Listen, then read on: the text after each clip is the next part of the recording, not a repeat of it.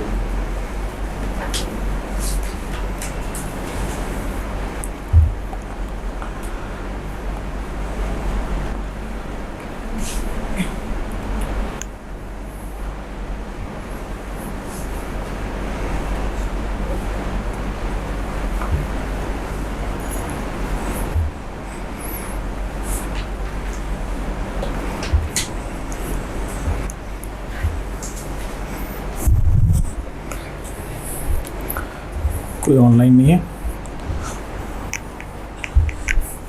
ठीक है,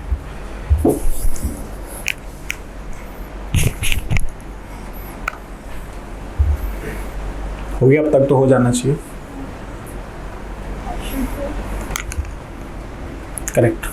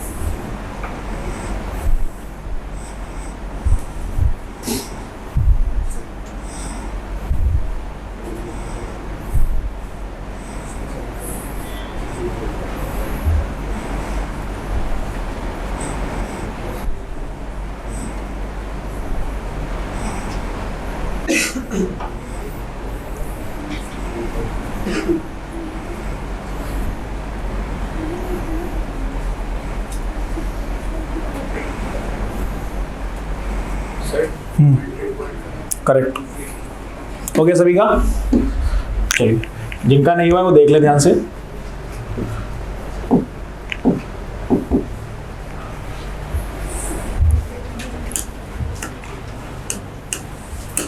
देखिए, सबसे पहले कह रहा फॉर एन एपी टीएच term is 1/20, T10 term is 1/20 and T20 term is 1/10.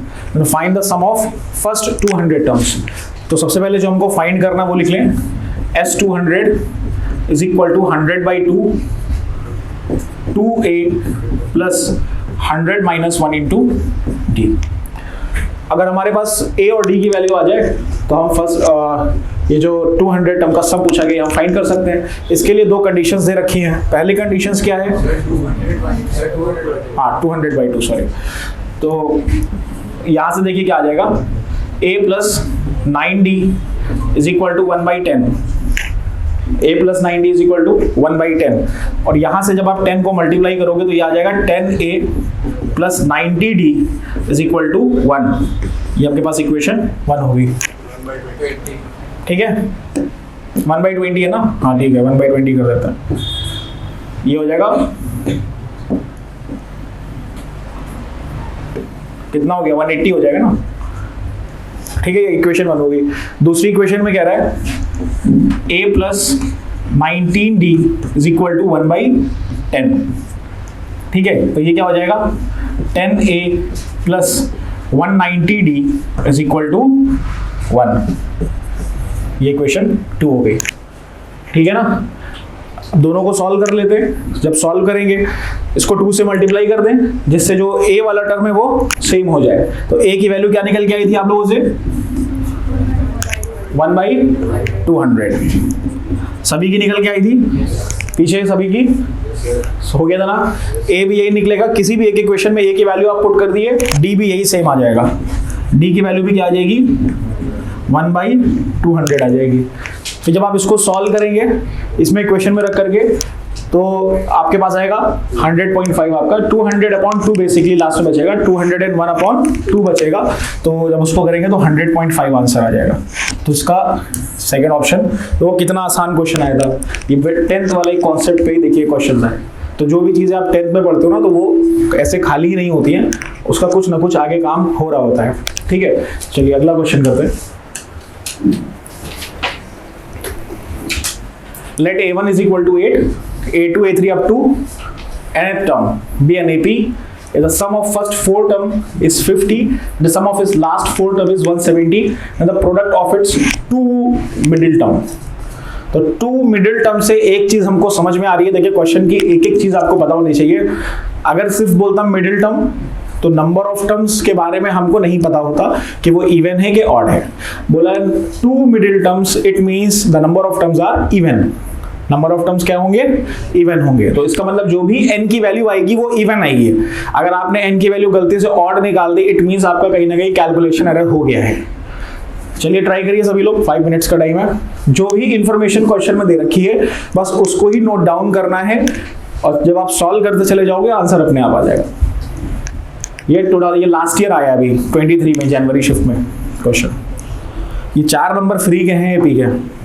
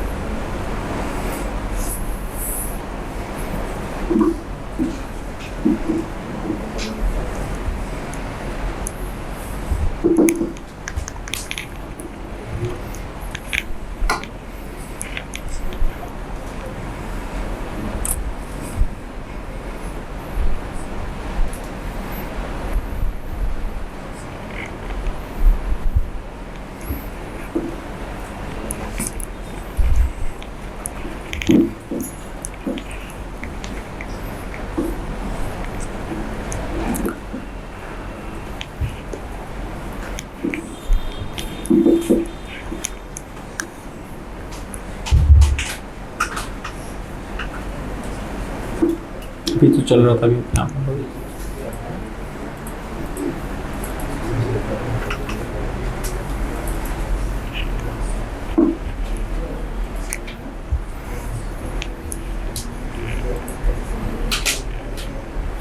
कोई ऑनलाइन है नहीं बच्चा, पूछ लेना मैम से कि कोई मीटिंग वगैरह किसी ने दिया हो तो देख लेंगे। हो गया?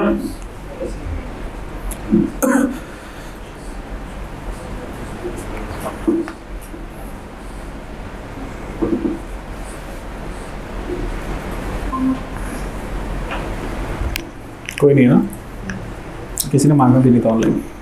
अली हो रहा है? तब आज पीछे बैठे हो, लेट आए थे क्या? फिर पीछे क्यों बैठे? अच्छा पीछे आगे गर्मी लग रही थी तो फैन चला लेते सामने। अब चलो कोई नहीं, कुछ झगड़ा हुआ है लग रहा है अली के दोस्तों में। समर्थ आ गया तुम्हारा? आयुष, शिखर निकालो जल्दी जल्दी। इधर लड़कियों में किसी का? इतना टाइम लोगे तो जेई में सिर्फ एक ही क्वेश्चन ही सॉल्व होगा। फिर ये सब तुरंत तुरंत होने चाहिए क्वेश्चंस।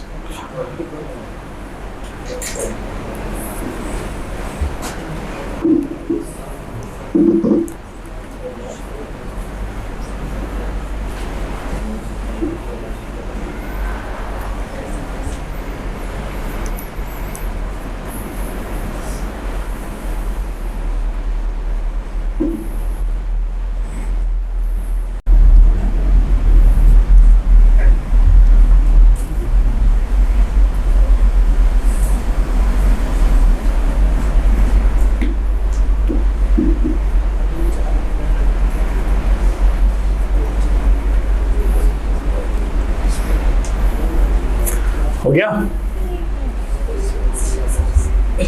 ज्यादा टाइम नहीं है, एक ही क्वेश्चन में। हाँ नहीं, 754 इज द राइट आंसर। अब देखो कैसे करेंगे, सभी लोग ध्यान से देखिए। सबसे पहले क्वेश्चन में कह रहा है कि जो फर्स्ट टर्म है वो आपके पास 8 दे रखा है, बाकी A2 से लेके AN तक सब AP में है, ठीक। फिर sum of first 4 term is 50, तो sum of first 4 term is 50 का मतलब क्या हो गया, A plus A plus D plus A plus 2D plus A plus 3D is equal to 50 आ गया। अब आपके पास A की वैल्यू दे रखी है ना 8, A की वैल्यू 8 दे रखी है, तो कितने आ जाएगी देखिए 4A plus 60 is equal to 50, 4 into 8 is 32, तो 6D is equal to 50 minus 32, तो D की वैल्यू कितनी आ रही है यहाँ से 3 आ गई, कॉमन डिफरेंस आपके पास 3 आ गया। अब उसमें कह रहा है कि जो सम ऑफ लास्ट 4 टर्म है ना, लास्ट टर्म क्या होता है, A plus n minus 1 into D होता है, बोलिए। सेकेंड लास्ट टर्म क्या होता है, A plus n minus 2D। Third last term, हाँ बेटा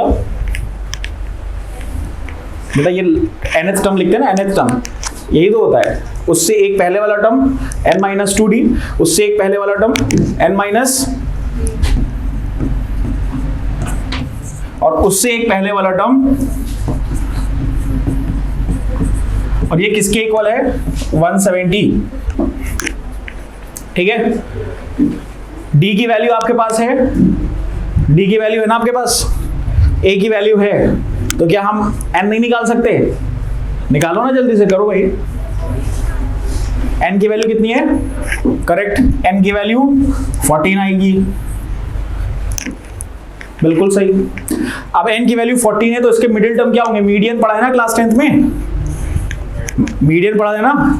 अगर इवन टर्म्स होते थे तो n/2 और n/2 प्लस 1th टर्म हमारा क्या होता था, मिडिल टर्म होता था, तो n/2 इज 7th टर्म और n/2 plus 1 is 8th term, तो 7th एंड 8th टर्म, इनको निकाल करके इनका ही प्रोडक्ट करना है आपको।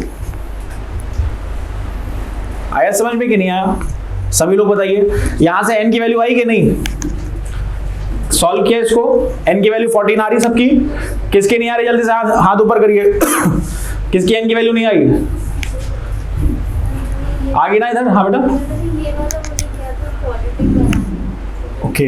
देखो बेटा कभी भी एपी में सभी लोग ध्यान रखिए कि जब आपको सम दिया रहता है, जब मैं भी स्टूडेंट था तो मैं भी यही करता था कि जब सम दे रखा है तो मैं दिमाग यही लगाता था कि इसमें सम का फॉर्मूला लगाना है, यही करते हैं ना भाई, सम दिया तो सम का फॉर्मूला लगाना है। लेकिन अगर आपको सिर्फ 3 या 4 टर्म या 5 टर्म का सम बोला गया है तो उसको अगर आप इस तरीके से लिखोगे तो आपका कैलकुलेशन आप वैसे करा वैसे भी होगा, क्वाड्रेटिक बनेगी, 2 वैल्यूज आएंगी, एक रिजेक्ट होगी एक एक्सेप्ट होगी, वैसे भी होगा। लेकिन this is the easier way, मतलब आप इससे आसानी से कर सकते हो ना। देखो कैलकुलेशन कितना ईजी हो गया, यहां से डायरेक्टली आपके पास ए निकल के आ गया है ना। तो इसलिए हमेशा जब भी 4 या 5 इवन 6 टर्म तक भी बोला गया है तो आप सम का फॉर्मूला लगाने के बजाय आप इंडिविजुअल टर्म्स को ऐड कर दो, क्योंकि बात तो वही आई नहीं है। ये यहां तक कौन कौन पहुंचा था, यहां तक ये सॉल्व हो गया सॉल्व। ये n की वैल्यू आ गई 14, प्रोडक्ट क्या निकल के आया, जल्दी निकालो प्रोडक्ट ना, क्या निकल के आया 7th एंड 8th, क्या फाइंड क्या करना था, product of the middle 2 term. तो बेटा ये मिडिल टर्म निकल गया, अब ये टर्म क्या है ये भी तो निकालना पड़ेगा ना।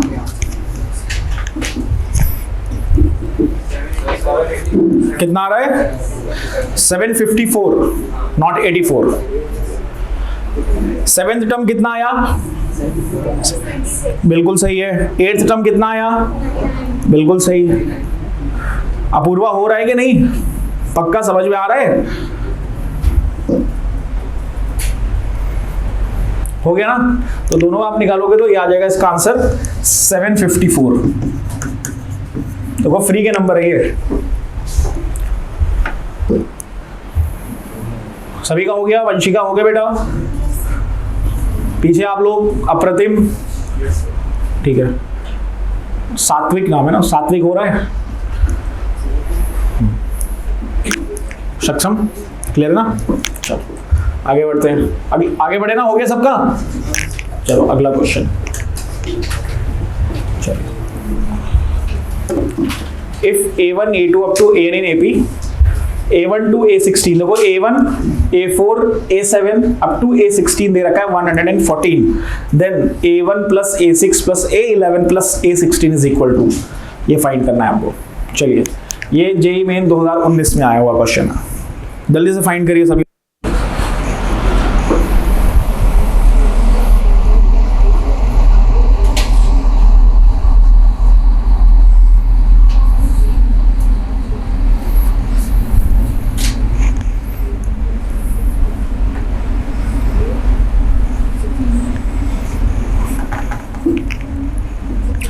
शिखर बेटा पेन चलाइए, देख के पेन चलाएंगे ना तभी होगा।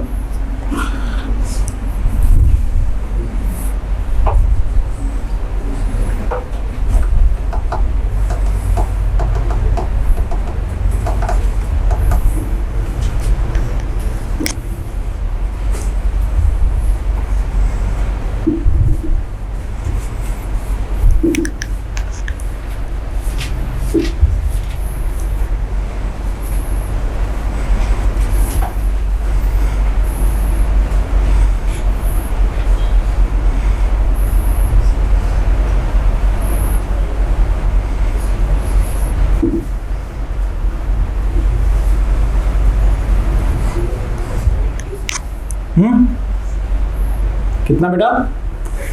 करेक्ट, गुड, 4 नंबर पक्के तुम्हारे, बढ़िया। हाँ, कॉन्फिडेंस अच्छा है, ओवर कॉन्फिडेंस नहीं, बढ़िया, सही आंसर है। बस जो इंफॉर्मेशन दे रखी है उसी इंफॉर्मेशन को यूज करके आपको क्वेश्चन करना है। गर्ल्स में से भी एक भी आंसर नहीं आया सही से, तो आप लोग भी जल्दी से आंसर दीजिए। अपूर्वा अपना दिमाग लगाओ बेटा, ट्राई तो करो, एटलीस्ट ट्राई तो करो ना, दिमाग लगाओ, कोशिश करो, क्या बन रहा है, कुछ दिखेगा सामने। आप बताइए। बिल्कुल 76 the right answer.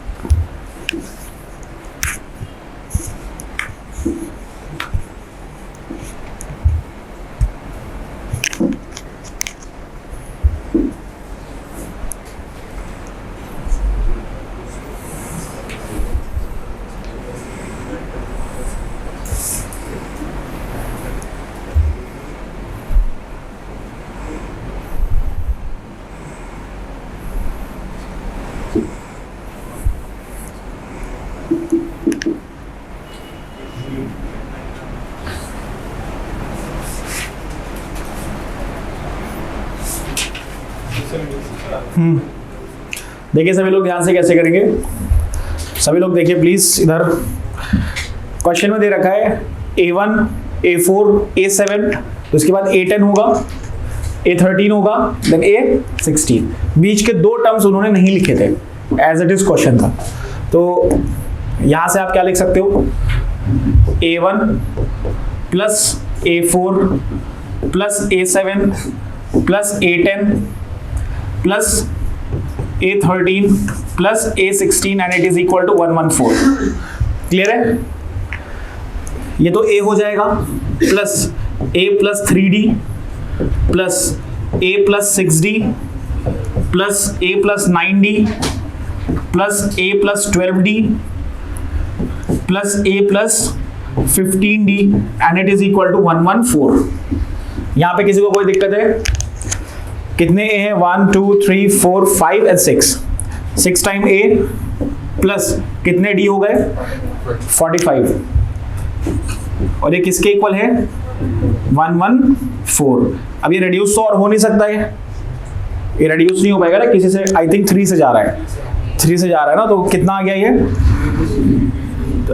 2a plus 15d and it is equal to कितने, किसके इक्वल है? 38। क्लियर है? अब आपसे पूछा क्या गया है A1 plus A6 plus A11 plus A16, तो आपने इसको लिखा A plus 5D plus A plus A plus 15D। कितने A है यहाँ पे? प्लस कितने D हैं? कितने हैं? 30। किसके इक्वल है ये पता नहीं है। अब इन दोनों में से कुछ आपको देखो कुछ ना कुछ रिलेशन दिख गया ना, 2 कॉमन लेंगे तो देखो ये क्या बन जाएगा 2A प्लस 15D। तो ये 38 को यहां पे रख दीजिए, 38 into 38 is 76 is the correct answer. 76 is the, ठीक है।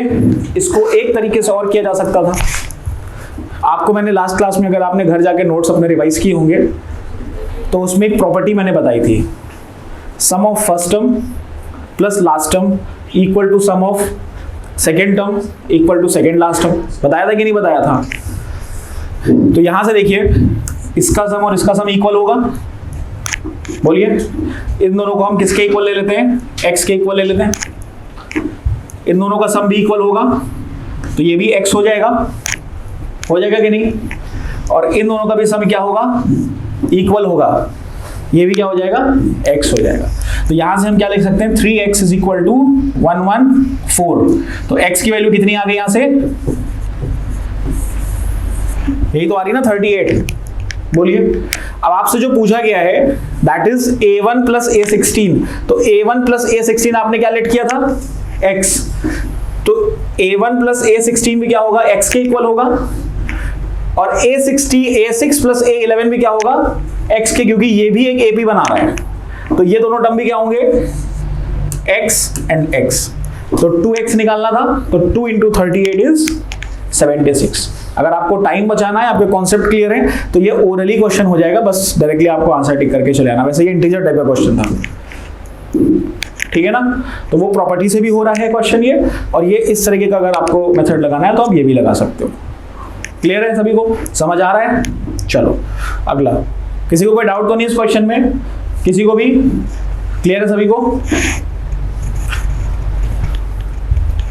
ये 7 जनवरी 2020 को जो जेई आपका हुआ था ये उसमें आया है। चलिए सबको आपको इसमें m की वैल्यू फाइंड करनी है। 3 plus 4 plus 8 plus 9 plus 13 plus 14 plus 18 up to 40 terms is equal to s. If s is equal to 102m then the value of m is. जल्दी से दिमाग लगाइए कैसे क्या आप कर सकते हैं इसमें।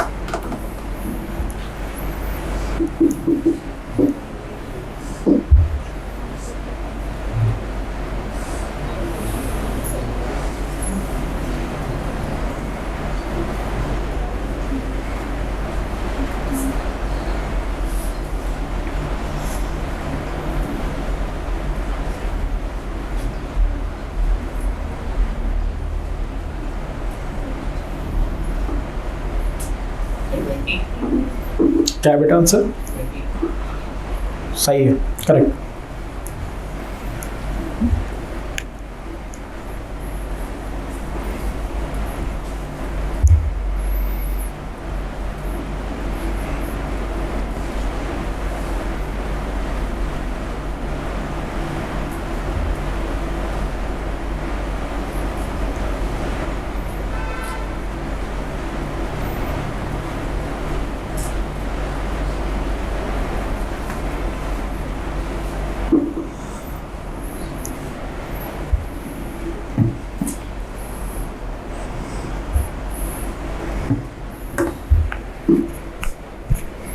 हो गया।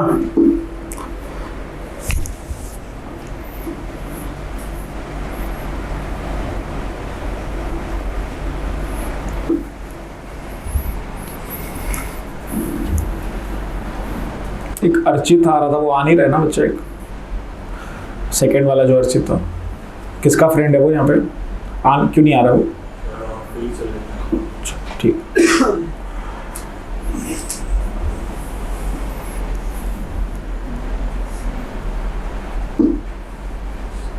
हो गया सभी का? चलिए सभी लोग ध्यान दीजिए इधर। देखो ये क्वेश्चन को करने को दो तरीके हैं, इसको आप दो तरीके से कर सकते हो। अगर आपको लेंदी मेथड चाहिए तो लेंदी मेथड्स के लिए क्या करना है, देखो 3 के बाद 4 है, 4 के बाद 8 है, 8 के बाद 9 है। अगर आप सीक्वेंस से नंबर को पढ़ोगे तो आपको एपी नहीं दिखेगा।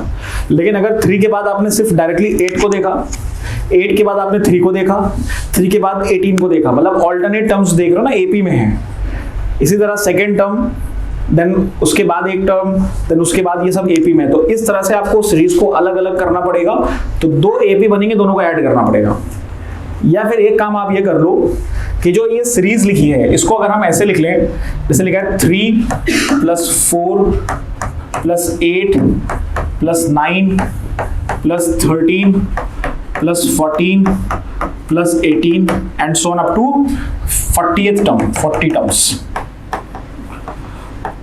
तो अगर आप इनको इस तरीके से लिख लो, ब्रैकेट्स लगा लो, अगर आप पहले 2 पे, फिर इस पे, फिर इस पे, इस तरह से ब्रैकेट्स लगा लो, तो देखो क्या बन जाएगा, ये 7 बन जाएगा, + 17 + 27, नंबर ऑफ टर्म्स कितने हो जाएंगे?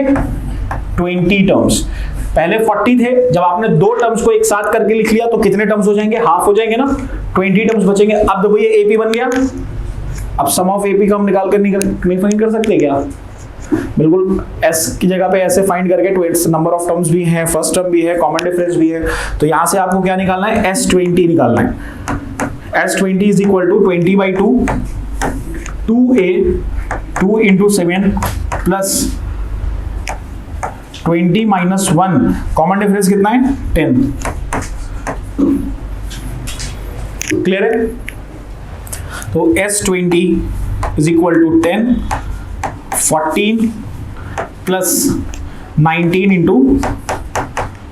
10 हो गया।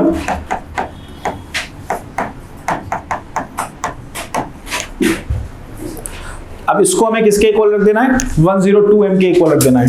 तो 10 = 102m, सॉरी पूरा अंदर को भी लिखना है।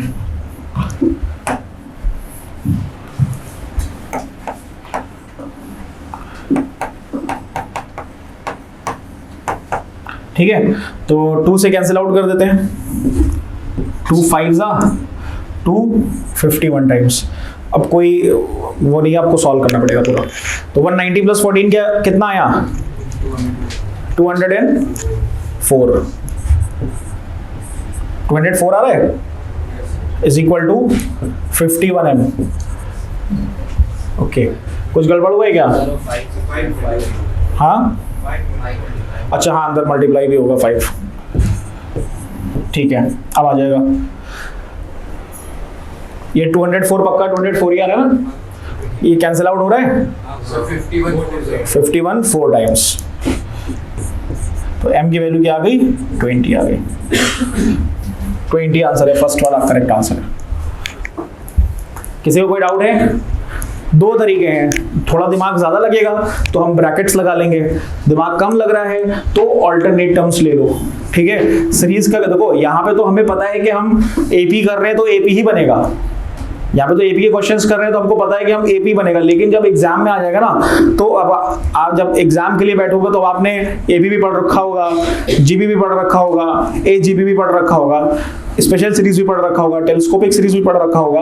तो जब उसमें दिमाग ही लगता है ना कि एग्जैक्टली में बन क्या रहा है, तो जब हमारे क्वेश्चंस प्रैक्टिस होते हैं इस टाइप के, तो तुरंत ये सब चीजें क्लिक हो जानी चाहिए कि ऑल्टरनेट। पहले आप एपी के लिए क्या करते हैं, अगर प्लस में सारी चीजें दे रखी हैं तो पहले सेकंड और फर्स्ट को हम देखते हैं, सेकंड और फर्स्ट नहीं बन रहा है तो सेकंड, थर्ड एंड फर्स्ट को देखते हैं, वो भी नहीं बन रहा है तो एक टर्म और देखते हैं, बस 3 टर्म तक देखेंगे, इसका मतलब फिर ये कोई और सीरीज बना रहा है।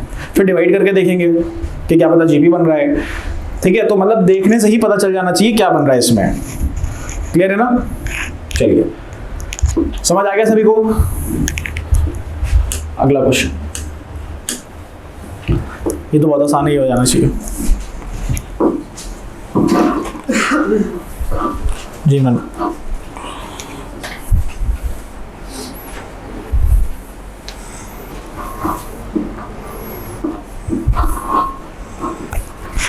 जी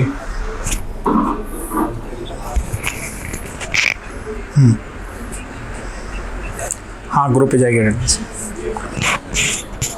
नहीं गूगल शीट पे नहीं, ग्रुप पे जाएगी। हाँ हाँ,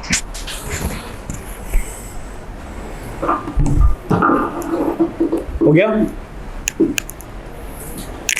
ये तो बहुत पुराना क्वेश्चन है, AIEEE जब होता था, मेन से पहले AIEEE होता था, 2006 उसमें आया था। लेकिन कभी कभी आगे भी इस तरह के क्वेश्चंस पूछ लिए जाते हैं, बनते हैं क्वेश्चंस।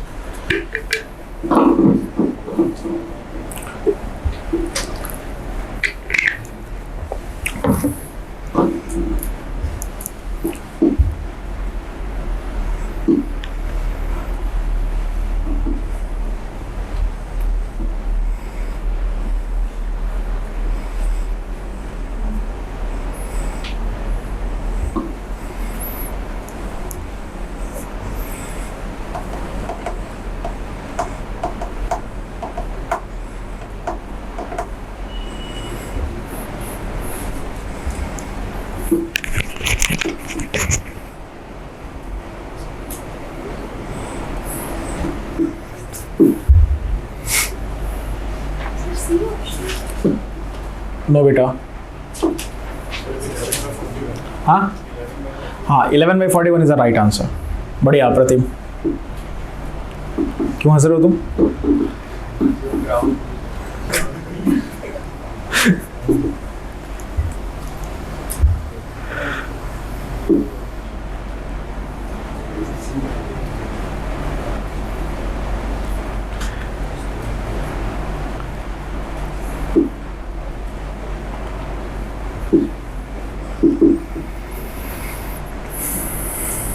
सुबह इन्वेस्टिगेशन छोड़ के अपना अगर आप क्वेश्चन पे ध्यान देंगे तो ज़्यादा अच्छा रहेगा।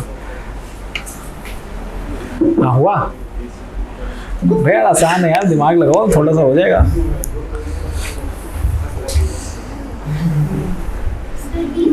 हाँ, 4th option is the right answer. बहुत बढ़िया बढ़िया, चलो पहला आंसर आया, एक नहीं मतलब 1-2 आ चुके हैं, फिर भी आज फलशिका ने आंसर किया, बहुत बढ़िया।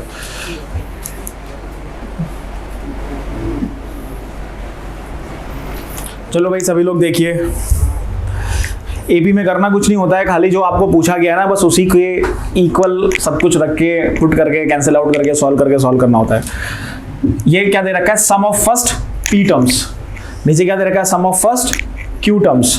तो सम का फॉर्मूला आपने पढ़ा ही है, that is p/2 2a1 plus p-1 into d upon q/2 2a1 plus q-1 into d is equal to p² upon q²।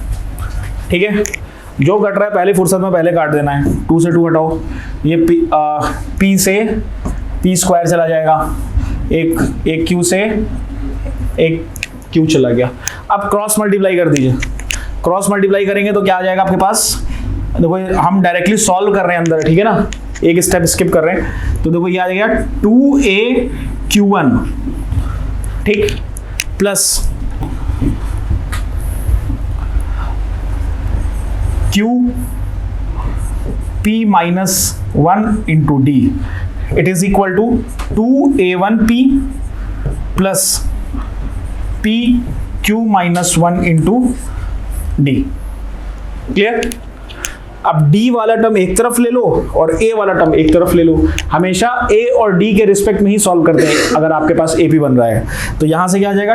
2aq1 minus 2a1, ये a1 है sorry, p is equal to pq-1 into d minus q p-1 into D.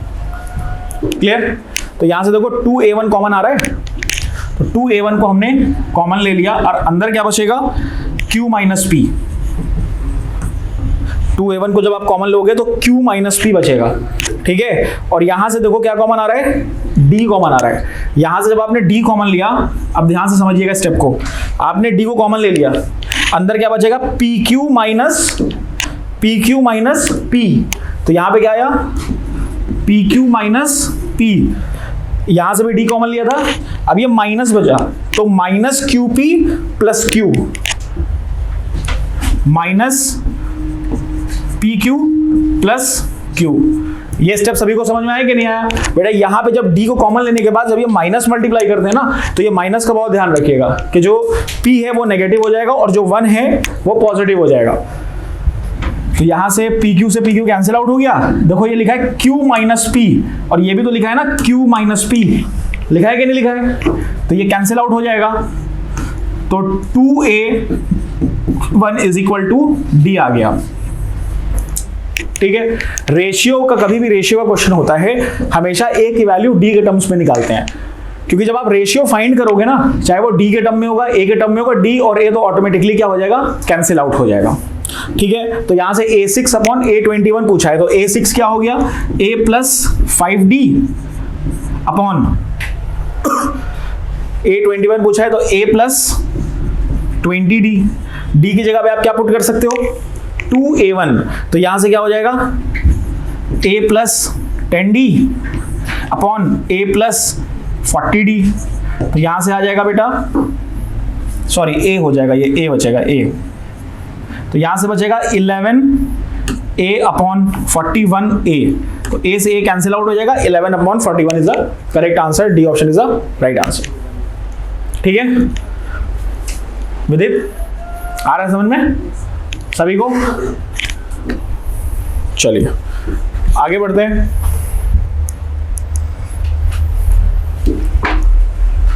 ये 2019 April second shift का question है। A1, A2, A3 up to N are in AP such that A1 plus A7 plus A16 is equal to 40. The sum of first 15 term of this AP. चलिए find करिए जल्दी से। ये वाला मैं नहीं बताने वाला, बहुत आसान क्वेश्चन है ये।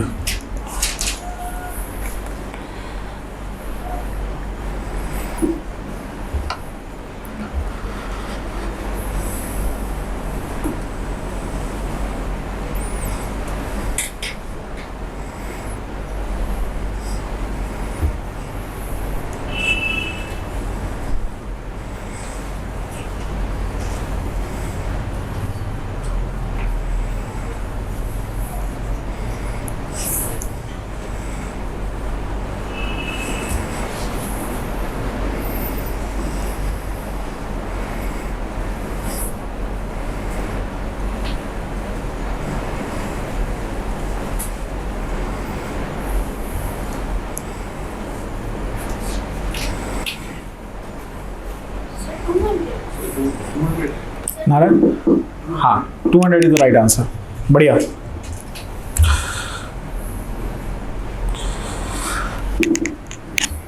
हो गया सभी का? मैं नहीं बताने वाला, ये होमवर्क में करके लाना, जिसका हो गया बहुत बढ़िया, जिसका नहीं हुआ है वो करके लाना, बहुत आसान क्वेश्चन है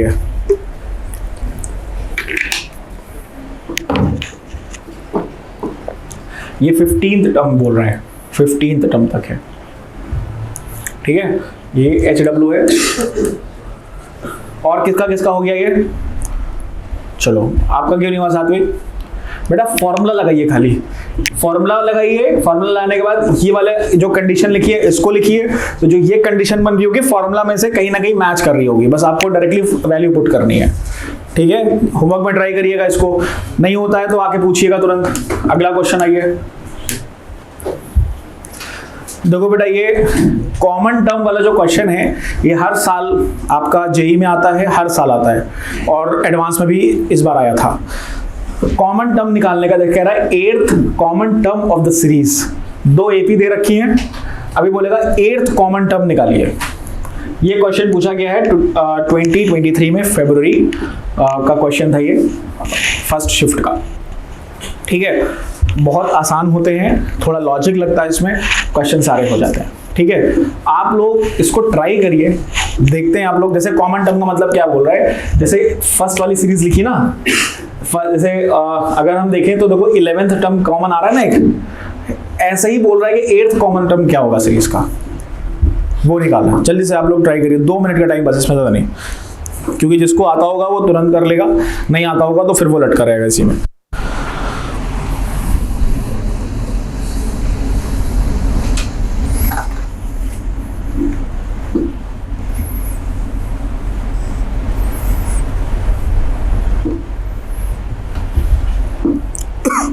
किसी को पता है कैसे करेंगे ये?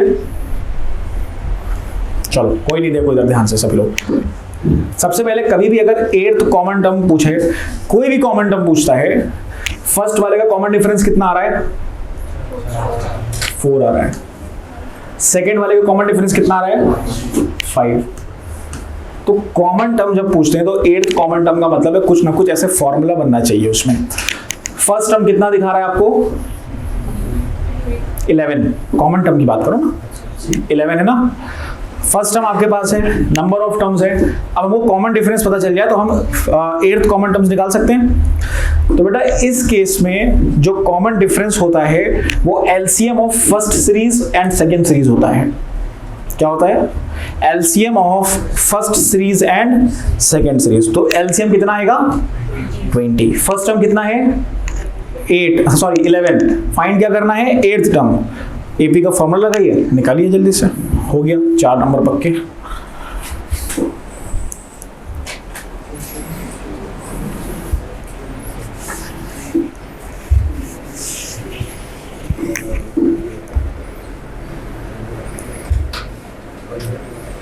कितना आ रहा है?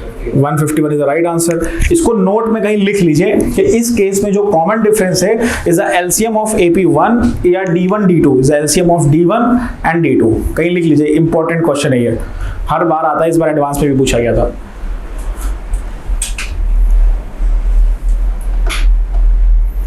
मैं बता देता हूं आप लोगों को। चलिए, इसमें बोल रहा है 8th common term of the series AP ही बन रहा है। तो देखिए फर्स्ट टर्म कितना है इसमें? 11, क्योंकि कॉमन टर्म क्या है? 11 है। उसके बाद एलसीएम जो होता है, जो कॉमन डिफरेंस होता है, common difference is the LCM of D1 and D2। This is D1 and this is D2। तो कॉमन डिफरेंस क्या हो जाएगा यहाँ से? 20 हो जाएगा। एलसीएम कितना आएगा? 20 आएगा ना।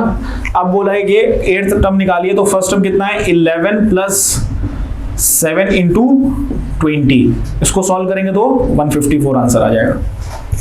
ठीक है, चलिए हो गया सभी का ना, आगे बढ़े। हो गया सभी लोग? सॉरी हाँ 151। चलो अगला क्वेश्चन है, इसको ध्यान से समझना। ये जेईई मेन 2022 में पूछा गया। सबसे पहले कह रहा है लेट 3, 6, 9, 12 अप टू 78 टर्म्स।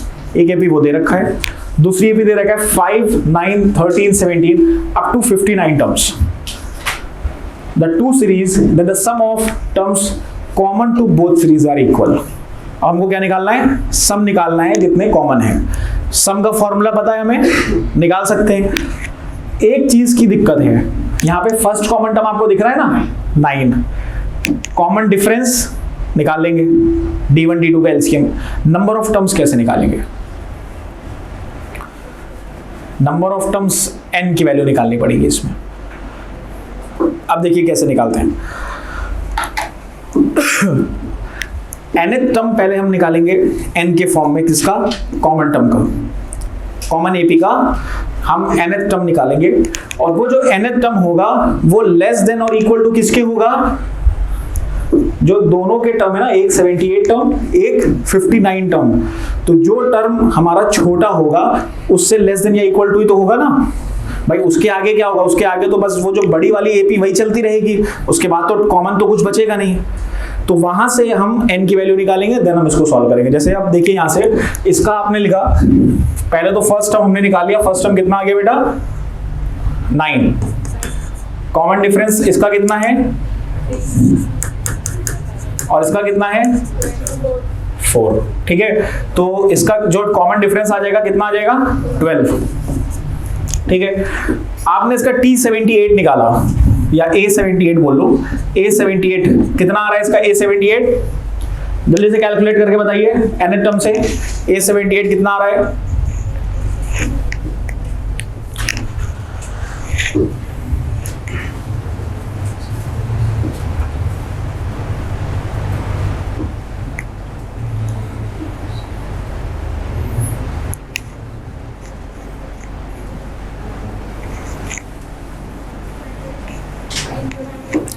कितना आ रहा है 9, एक मिनट,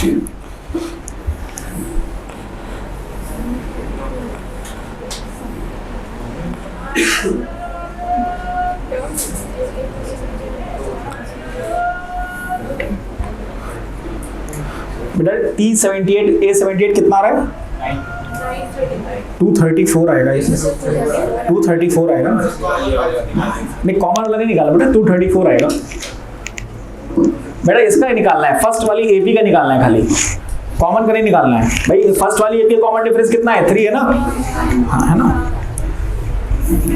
सेकंड वाले का आप निकालो, ये कितना आ रहा है A78 कितना है 234 राइट, और ये A59 कितना आ रहा है जल्दी से बताइए, हाँ 237। अब दोनों में से छोटा कौन सा है 234, इसका मतलब क्या हो गया कि 234 के बाद किसके टर्म होंगे, सॉरी हाँ 234 जो है ना वो छोटा है, उसके बाद तो ये खत्म हो गया याली एपी, तो वो अकेले बचेगी, तो जब अकेले बचेगी तो कोई भी कॉमन टर्म नहीं होगा, तो इसका मतलब क्या हो गया, जो इसका nth टर्म होगा कॉमन एपी का वो लेस देन और इक्वल टू इसी के तो होगा ना, इसके आगे तो बढ़ेगा नहीं, आगे बढ़ेगा तो कॉमन कहाँ रह जाएगा। तो यहां से हम क्या लिख सकते हैं, a plus that is first term is 9 plus n minus 1 into d, d is 12 is less than or equal to 234। ठीक है, सॉल्व करिए, n की वैल्यू क्या आ रही है जल्दी से बताइए, कुछ पॉइंट्स में आएगी या फ्रैक्शन में आएगी, कैसे भी आ रही बताइए जल्दी से।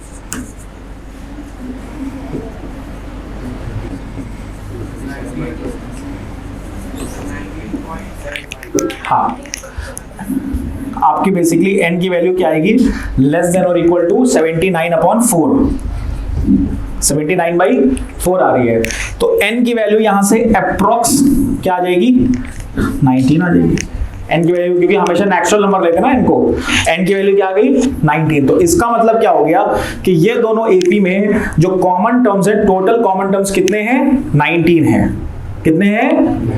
तो अब अगर आपको दो ऐसे कॉमन एपी दे दी जाए और उसमें आपको नंबर ऑफ टर्म्स ना दी जाए तो आप निकाल सकते हो, कोई भी दिया जाए, बस ये ध्यान रखना है कि जो कॉमन टर्म होगा उसका nth टर्म किसके लेस देन और इक्वल टू होगा, जो छोटा वाला nth टर्म होगा दोनों एपी में से।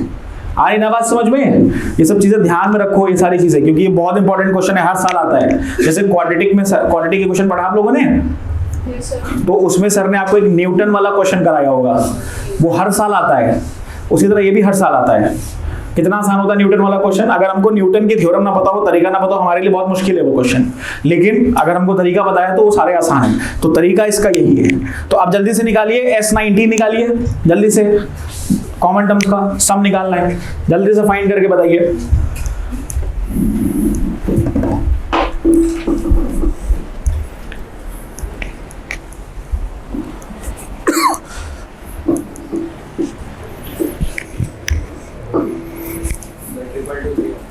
Triple 2 3 is the right answer.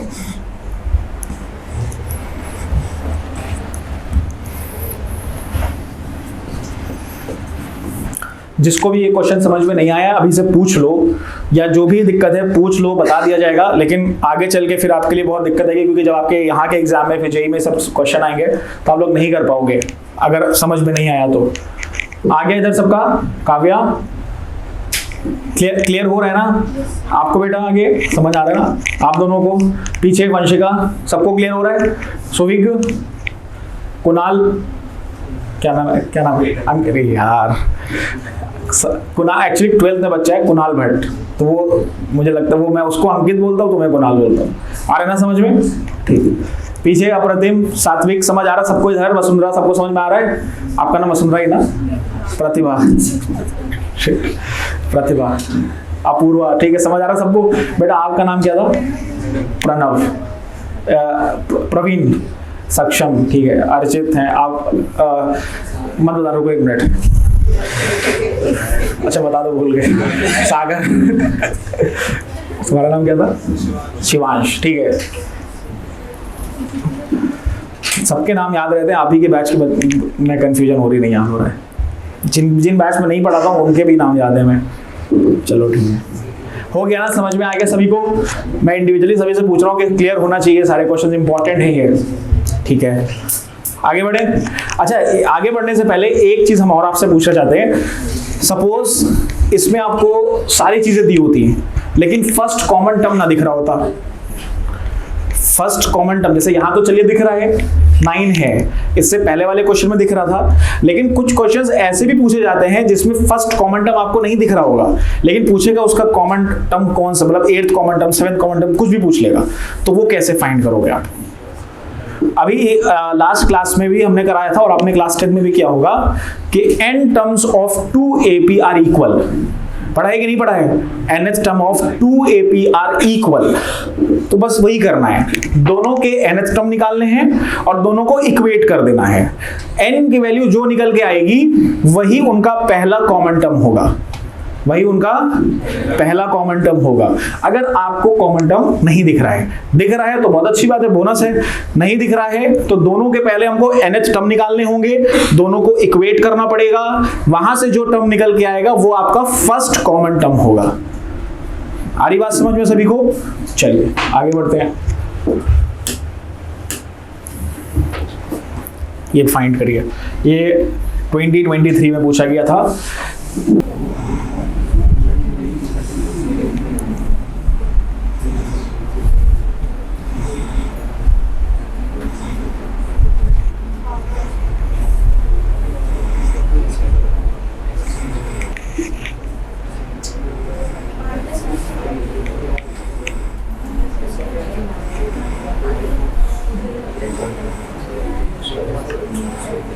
हो गया?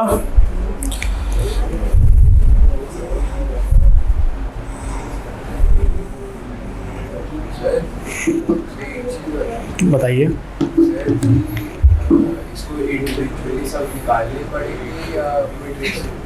बेटा आप पहला ही टर्म निकालोगे तो कुछ एक पैटर्न आपको पता चल जाएगा कि क्या फॉलो हो रहा है, पहले से पैटर्न पता चल जाएगा, फिर उससे हो जाएगा। बेटा कभी भी जेईई में क्वेश्चन आता है ना, तो ये ध्यान रखना कि पूरा सॉल्व कभी नहीं करना पड़ता है, क्योंकि अगर इतना बड़ा आपको अंडर रूट दे देंगे, फिर इंडिविजुअल सारे टर्म्स निकालोगे, फिर उसमें पुट करोगे। भाई देखो आपको यहाँ से एक चीज़ क्या पता चल रही है, आपको लग रहा है कि 2 इक्वेशन दे रखी है ना, ए और डी निकाल लेंगे, फिर सबको हम इंडिविजुअली पुट करते चले जाएं, तो that's not the method. Just a second,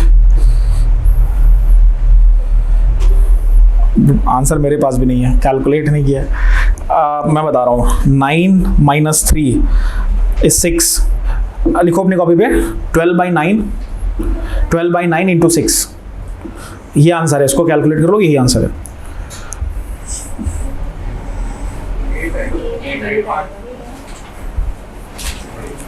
अब तो बता दिया, अब तो आ ही जाएगा।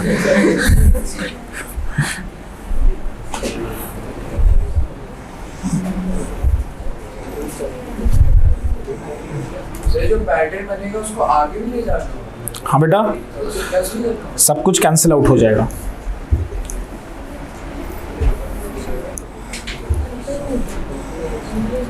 पेपर एक भेज दूं, फिर मैं आपको बता रहा हूँ।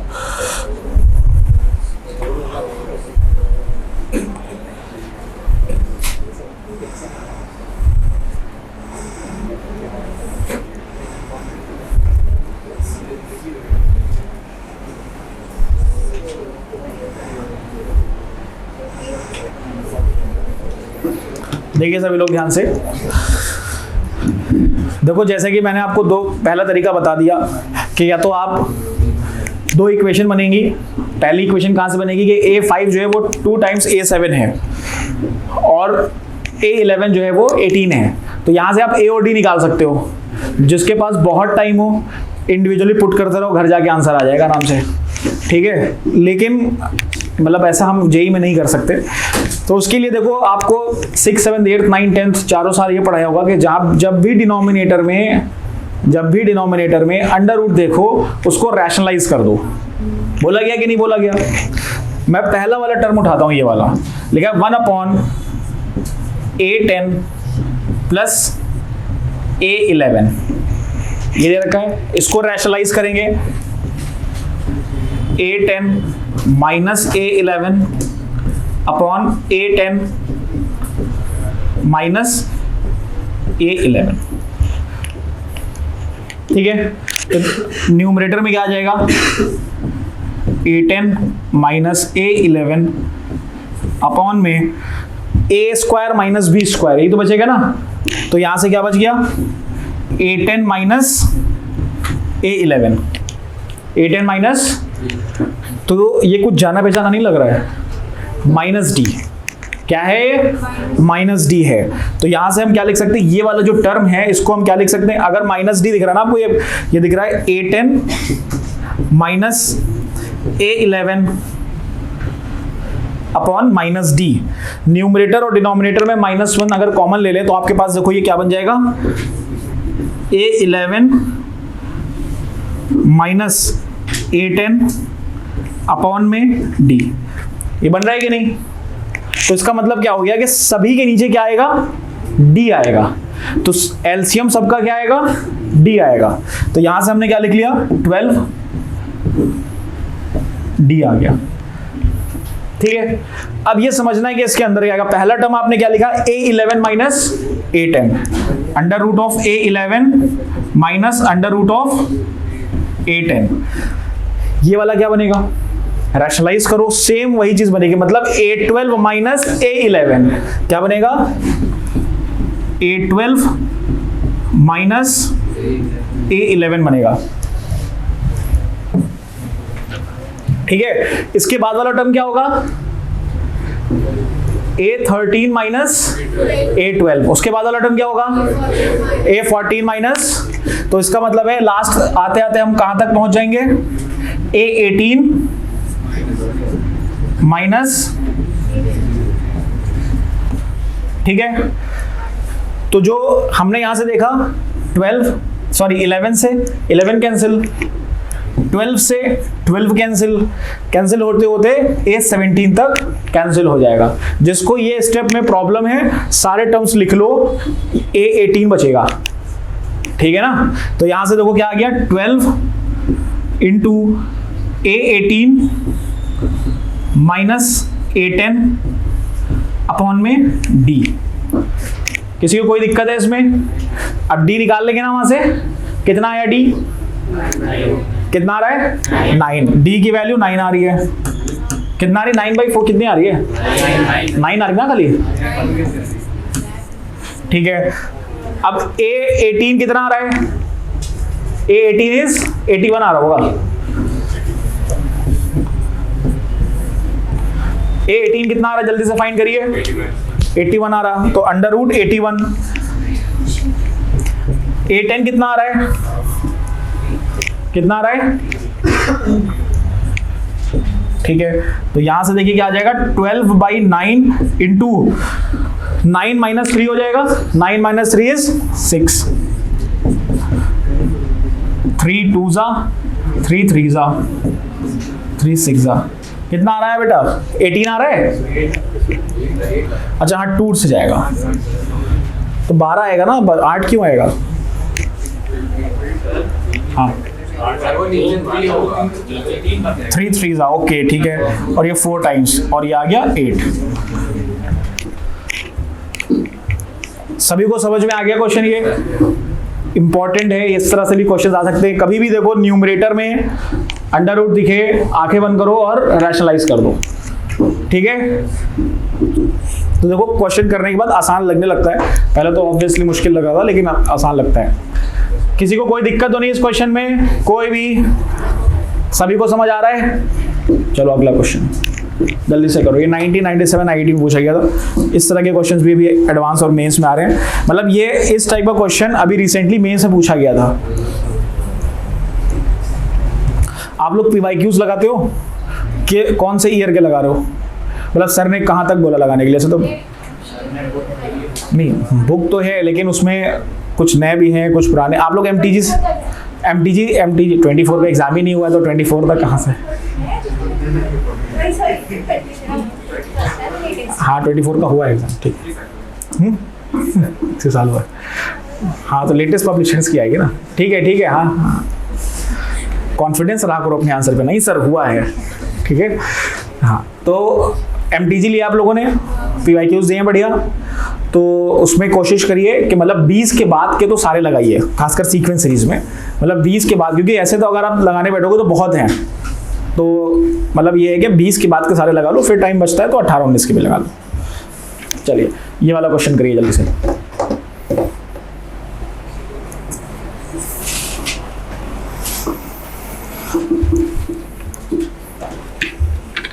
यार सारा टाइम तो ये क्वेश्चन में लग गया, जीपी लाए थे पूरा, वो तो पढ़ा ही नहीं पाया आज।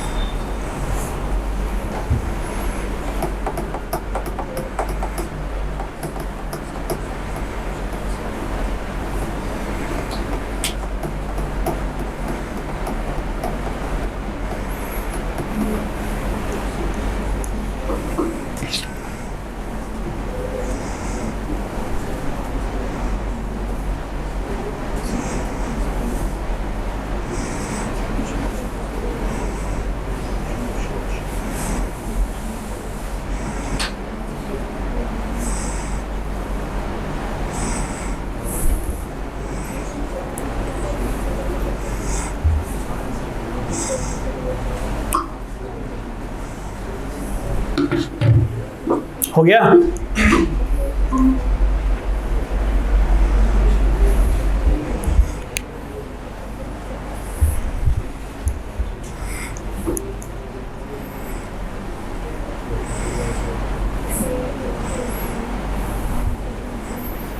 यार इतना टाइम ले रहे हो, करो तो क्वेश्चन।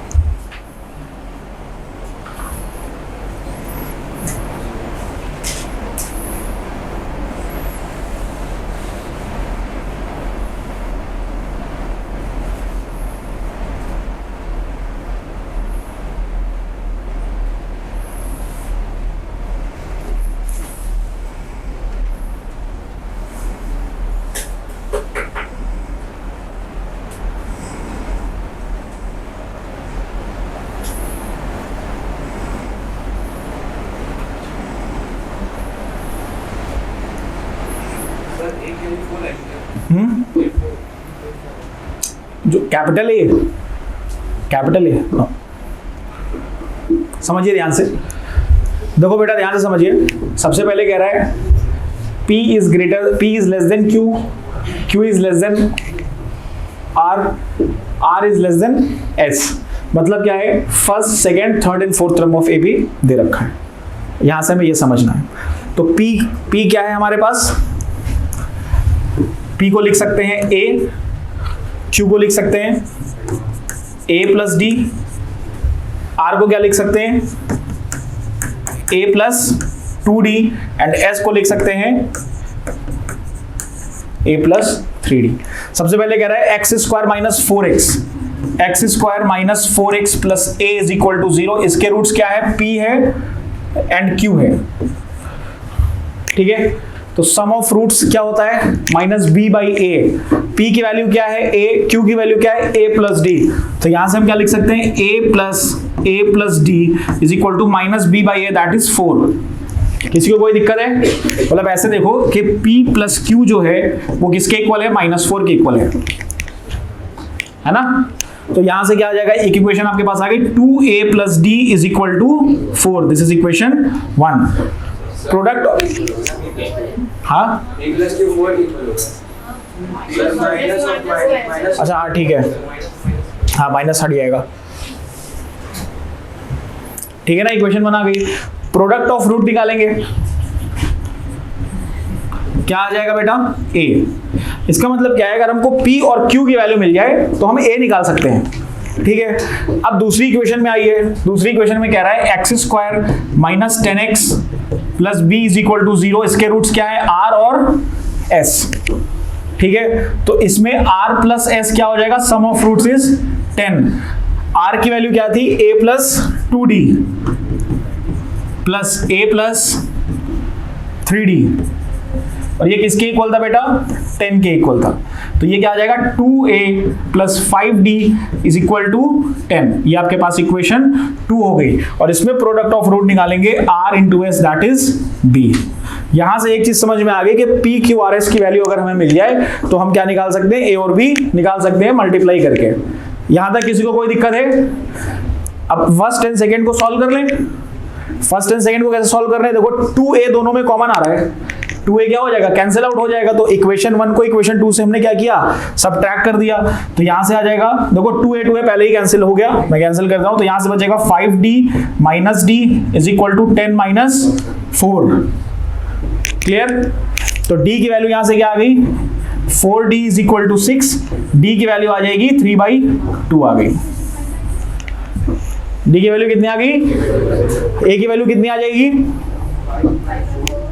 कितनी आ रही है, 5/4। a की वैल्यू कितनी आ रही है, 5/4। तो p टर्म कितना आ गया, 3/2। तो 3/2 इंटू q टर्म कितना आ गया, 3/2 प्लस 5/4 कितना आ रहा है, सेकेंड टर्म यही तो है ना, a plus d, that is 3/2 plus 5/4 कितना आ रहा है। अरे यार एक सॉल्व नहीं कर पा रहे हो, हाँ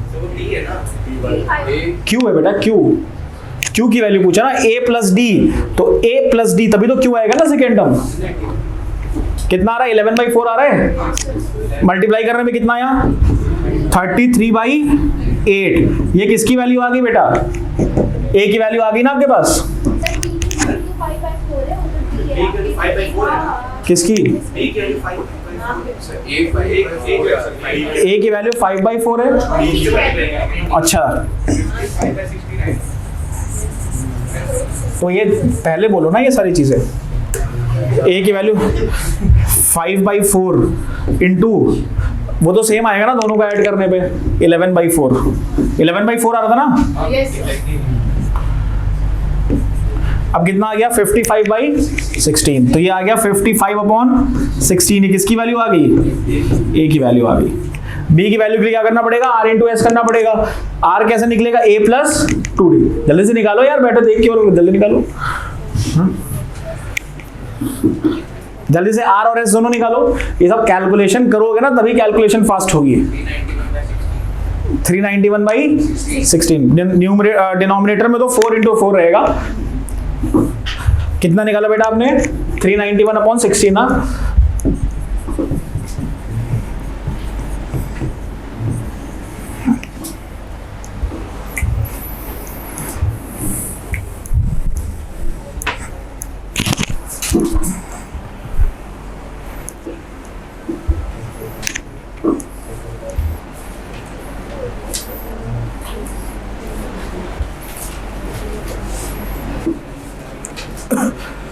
हो गया सभी का,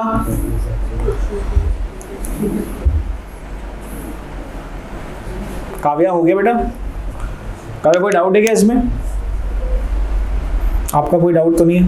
क्लियर है सभी को? इधर पीछे वंशिका क्लियर हो रहा है आपको? जानवी क्लियर हो रहा है ना आपको? बेटा क्लियर हो रहा है? कोई डाउट तो नहीं है?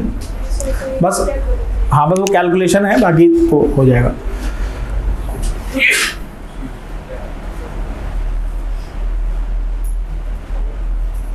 ठीक है, ठीक है, आज के लिए इतना ही। आगे आई थिंक जीपी स्टार्ट हो जाता। ये लास्ट क्वेश्चन था, ज्योमेट्रिक प्रोग्रेशन। चलिए अगली क्लास में अभी आपको करना क्या है कि जितने भी आपने अभी पीवाईक्यूज किए हैं, घर जाना है, जो भी आपको 5 सबसे टफ लगे इसमें, या जो जिसमें आपका दिमाग नहीं लग पाया, तो वो पीवाईक्यू आपको दोबारा से क्वेश्चन नोट करना है और उसको दोबारा से अपनी तरह से सॉल्व करना है। नहीं समझ में आ रहा है फिर आप सोल्यूशन देखिए या मुझसे आगे पूछिए, लेकिन रिवीजन बहुत जरूरी है। जो पहला लेक्चर था उसके नोट्स भी आई थिंक ग्रुप पे आ गए हैं, ये वाले नोट्स भी अभी आ जाएंगे आपके पास। तो जो भी है अपना अच्छे से रिवाइज करिए, नोट्स वगैरह कंप्लीट करिए। अगली क्लास, अगले वीक में 2 क्लासेस लूंगा, 2 सरफराज सर की रहेंगी, 2 मेरी रहेंगी। तो अगले वीक से हम ज्योमेट्रिक प्रोग्रेशन स्टार्ट कर देंगे। ठीक है, तो जीपी भी थोड़ा रिवाइज करके आइए। आईसीएसई बोर्ड वाले जो बच्चे हैं उनको थोड़ा सा पता होगा जीपी के बारे में, लेकिन सीबीएसई के लिए बिल्कुल ही नया है, तो हम बिल्कुल स्टार्टिंग से ही पढ़ेंगे उसको। ठीक है, तो अब धीरे धीरे जैसे जैसे हम आगे बढ़ेंगे वैसे वैसे टफ कॉन्सेप्ट्स, टफ क्या मतलब जो आपने कभी नहीं पढ़े हैं, एपी तो आप लोगों ने पढ़ रखा है तो थोड़ा बहुत आपको पता है कॉमन डिफरेंस और फर्स्ट टर्म क्या होता है, लेकिन आगे की चीज़ें थोड़ी नहीं होने वाली है, तो रिवाइज करके आइए तभी सारी चीज़ होगी। अच्छा, जितने भी आज क्वेश्चन किए, किसी को कोई किसी भी क्वेश्चन में डाउट है तो अभी भी पूछ लो, मैं रिवर्स करके बता दूंगा सारी चीज़ें। कोई डाउट तो नहीं किसी को? सारी चीज़ें समझ में आ गई है? ठीक है, चलिए फिर अगली क्लास में मिलते हैं। Thank you.